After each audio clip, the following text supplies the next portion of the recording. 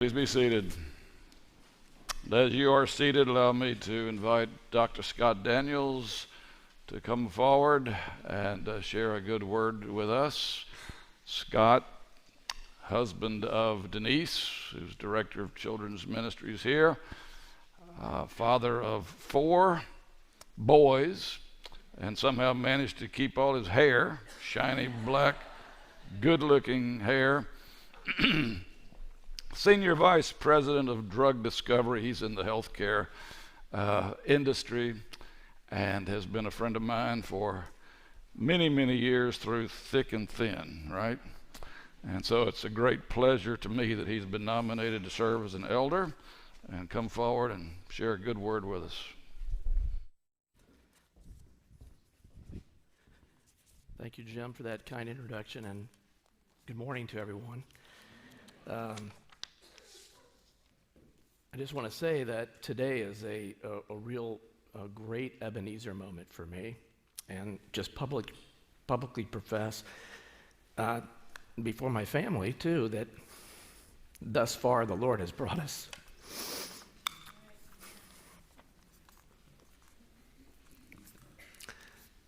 My family's here today. Obviously, I just addressed them. Denise, my wife, 3 of our 4 sons, John Andrew, Joseph Curtis, Benjamin Theron, and our son in Northern Illinois who's pursuing his vocation, Kenneth Ryan, have all been a wonderful gospel to me, have lived the gospel. Wonderful grace and mercy that you all, Daniel's family, have extended to me to even allow me to be up here today, so thank you. Looking out across the congregation, so many wonderful faces, so much friendship and love that I think of over the last 12 years, over multiple congregations and friendship. Just want to say that the church has just been a wonderful respite for the Daniels family and for myself. When I looked at the Stevens Valley website over the last couple of days, there's a statement in there that says, "We enthusiastically embrace the grace of Christ that is presented to us through the Westminster Confession." And I can stand before you today and tell you that that's the truth in my life. God's grace has just been overwhelmingly poured into my life.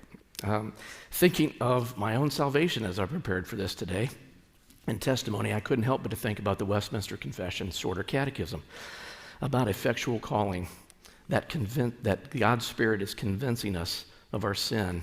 He's enlightening our minds in the knowledge of Christ, and He's renewing our wills. That is a beautiful statement, renewing our wills, and persuading us and enabling us to embrace Jesus Christ. I can tell you at 7 years of age, that was my testimony.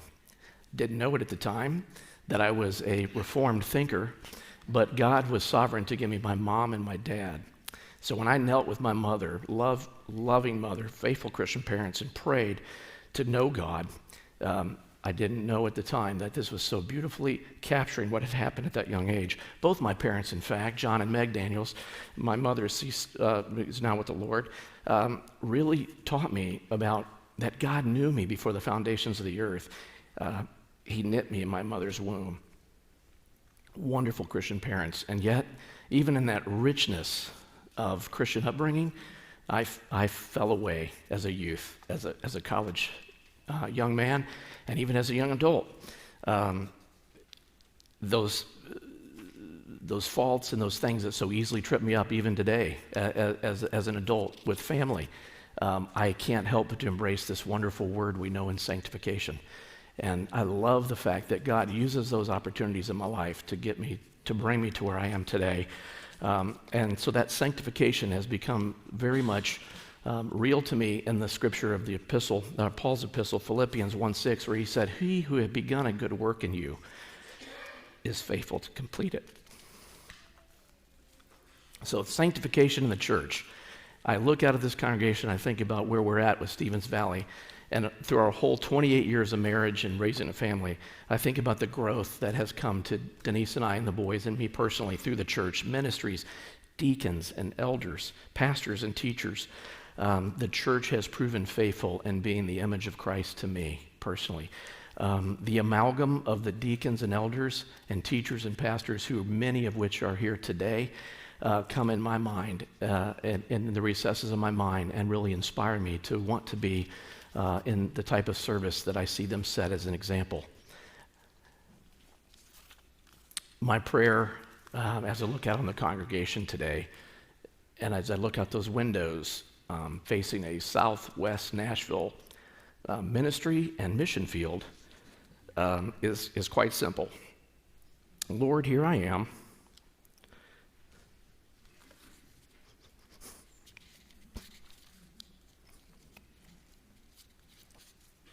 Use me for your church, to grow the church, even at Stevens Valley. To God be the glory.